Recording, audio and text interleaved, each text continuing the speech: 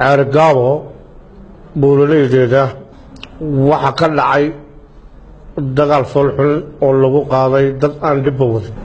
waxa ku naf waayay xoolo iyo geel dagaalkaasoo aan jahalahay oo ay soo qaaday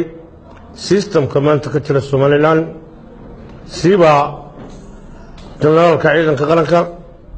Nuux Ismaaciil Taani iyo howlgelintiisa oo u dhashay gobolka Sanaag dagaalkii aan 6 bilood ka maareynayay gobolka Sanaag waa fududaysay waa soo dedejisay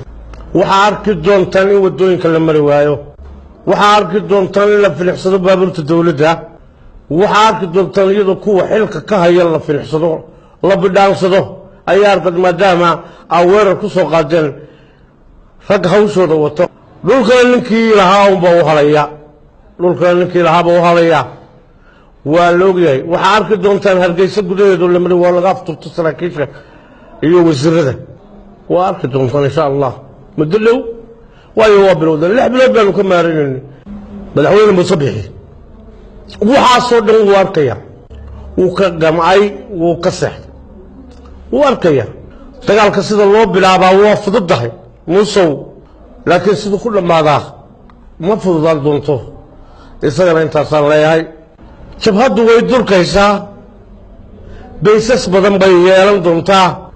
ilaa saxaabada la bilaabo oo dawladda yar ee daciifka ay tirtay maamulka yara ee tirtay la maran hadaabiyay ilaa ay bilowdo ma bilaabi doono bulshada uu tiro doona laakiin maanta way bilowday bulshada waxba ma yeeli doono iyagu baanu bilaabsan doonaa tirsanaa saldhigga dhexe ee gobolka Awdal waxaan ahaa baara ka tirsan laanta CID-da gobolka Awdal Cabdullaahi Fadil Iimaan mid baan leeyahay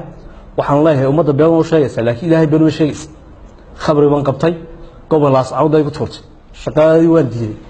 shaqadii kale haystaan oo sargaal ay laga dabeeyay waxaan qabtay nin madaxa dhalay khamriga qabtaniga wax dhalay nin madaxa dhalay saasa gobolka ayuu saaray imikii haddana waxaan garab taaganahay ku garab dhimanaya amarkiisa qaadanaya koreen caarre oo diiday dulmiga meesha ka jira